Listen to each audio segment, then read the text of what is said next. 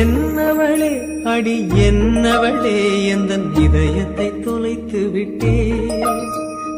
எந்த இடம் அது தொலைந்த இடம், அந்த இடத்தையும் மறந்து விட்டே.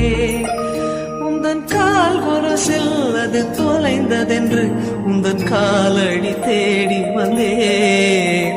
காதல் என்றால் பெரும் அவஸ்தை என்று உன்னை கண்டதும் கண்டு கொண்டே.